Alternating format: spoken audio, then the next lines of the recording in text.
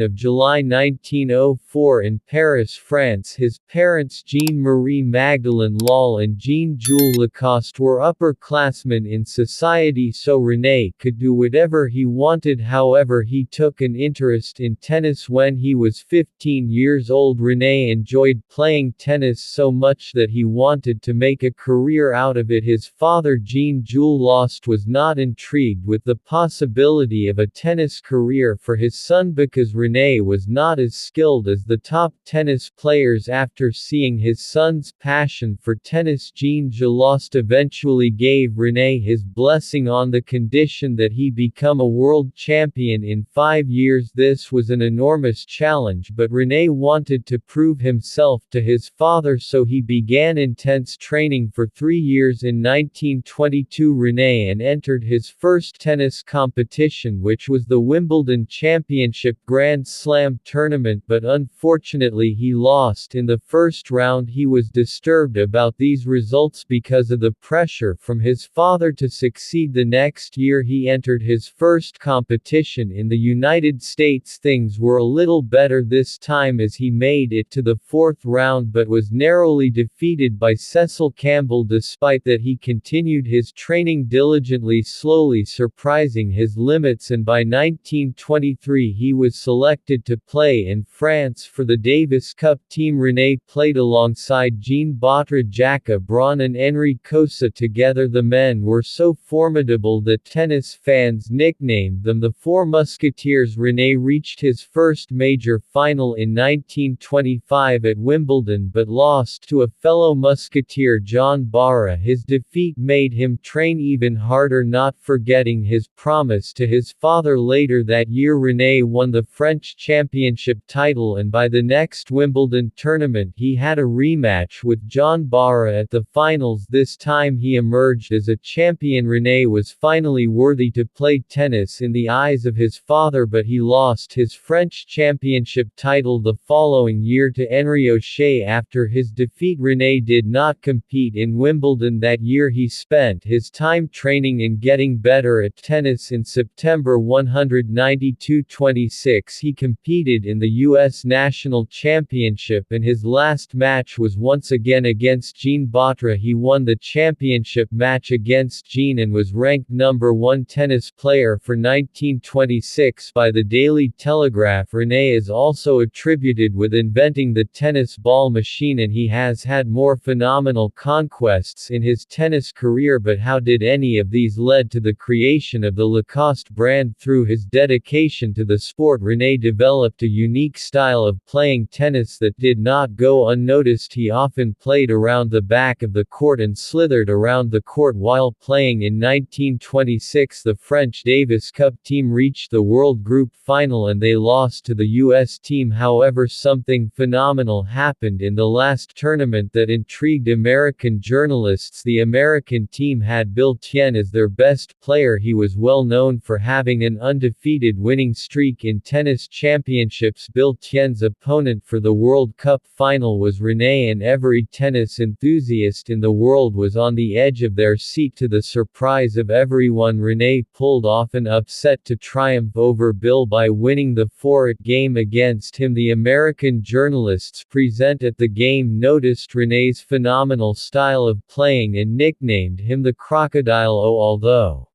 the team lost the finals, this one win boosted their chances of winning the cup the following year. Then René defeated Bill again in the next World Group Final in one of his 3 matches against him. The Crocodile nickname made its way to France, and René loved it, admitting that the name highlighted his tenacity on the tennis courts and dedication to never giving up on his prey. Later that year the Davis Cup team were in a crucial match, and their captain promised René a crocodile-skinned suitcase if they won. René took him on that promise and went ahead to win the match. After winning the match, Robert George designed a signature crocodile and embroidered it on René's blazer. He wore the blazer to the court during his next game, and his confidence drew the eyes of tennis fans. Although René had been wearing the crocodile branded blazer to every game, it wasn't until 5 years later that that the Lacoste brand finally launched. Having trained from a very young age, René made some observations about his personal experience. He realized that a long-sleeved button-up shirt was very uncomfortable to play in and did not enhance the player's flexibility. This observation led to him designing the first version of the official tennis uniform today, but it was still in the production stage and did not launch yet. In 1933, René asked André Geiler, the owner of the largest French knitwear manufacturing firm at the time, to embroider the crocodile on the front of his tennis shirt, which he wore to the next game. After that, they produced more T-shirts, and this migrated into a business. The company was officially registered as La Société Cham Lost, and it used René as the brand ambassador. René's sportswear was revolutionary at the time because it was a short-sleeve jersey knit polo shirt instead of the traditional button-up shirt. René's sportswear grew even more popular, yet they could not gain a license to sell their products under the Lacoste brand name in the United States. In 1950, Lacoste started a partnership with a corporation in the United States called Ison. They created a sub-brand called ISOD Lacoste that produces Lacoste-branded clothing. Lacoste started by producing only white-colored branded sportswear, but from 1950, after their partnership with ISOD, they started producing shirts of other colors. By 1970, Lacoste sportswear had gained full popularity in the United States. 7 years later, a sportswear brand called Latigro was established in the U.S. to compete with ISOD Lacoste. They produced similar comfortable sportswear. They went with another animal other than the crocodile, but it was too difficult to defeat the popularity of Lacoste sportswear. Other sportswear companies in the U.S. started making similar shirts and logos for their brand, and the worth of the Lacoste brand grew even more. Although René was the first brand ambassador of the Lacoste brand, he attributed its success to him not choosing a friendly animal to be the logo of Lacoste. Even after his retirement from tennis in 1932, René continued to design innovative sports goods. In the 1960s, he designed an unprecedented steel racket in the 1960s, which was used by Jimmy Connor and other top players. His expanded Lacoste sporting territory from just sportswear to sport goods. In 1964, René's son Bernard Lacoste took over the company. He had been in charge of the partnership between Lacoste and ISOD, but within the 70s and 80s, teenagers began to address the shirt as just ISOD instead of ISOD Lacoste. However, the union of both brands remained profitable until ISOD Lost's parent company Crystal Brands Incorporated drowned in debts from other business ventures. The company tried to separate ISOD and Lacoste to repay the debts, but eventually Crystal had to sell their half of Lacoste back to the original French company, while ISOD was sold to another